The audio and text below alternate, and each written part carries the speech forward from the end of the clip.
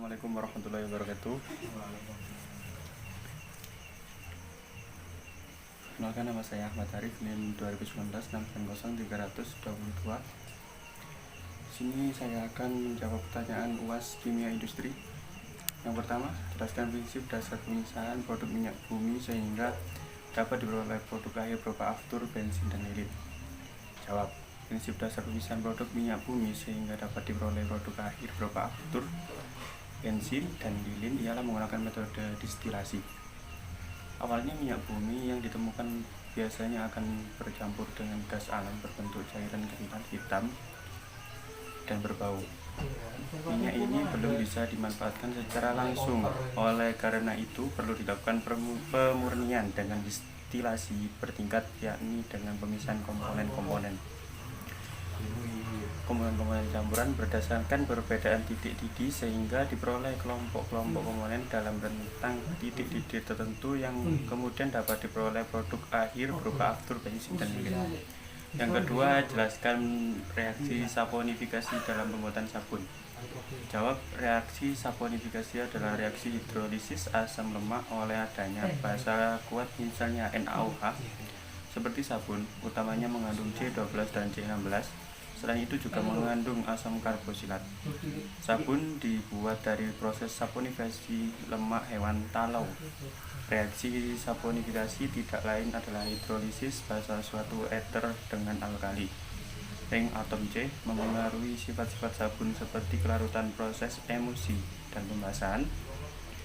Sabun terdiri dari 95% sabun aktif dan sisanya adalah air, gliserin, garam, dan kemurnian lainnya. Yang ketiga, dalam proses pengangkutan minyak mentah seringkali terjadi kebocoran sehingga sebagian minyak mentah tumpah ke permukaan laut. Jelaskan pengaruh hal tersebut terhadap keadaan oksigen dan bagaimana cara menanggulanginya.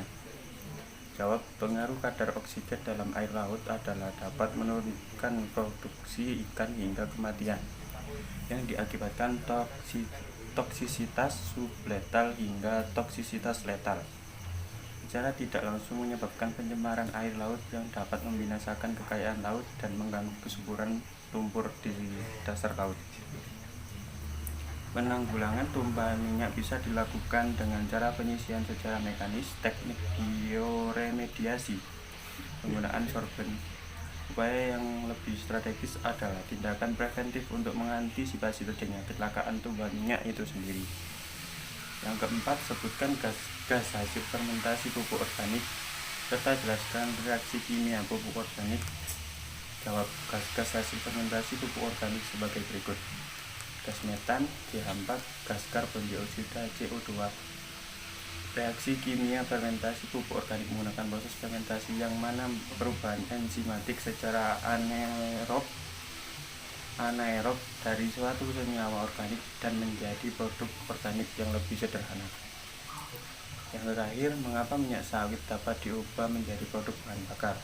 Jelaskan berdasarkan kemiripan reaksi kimianya.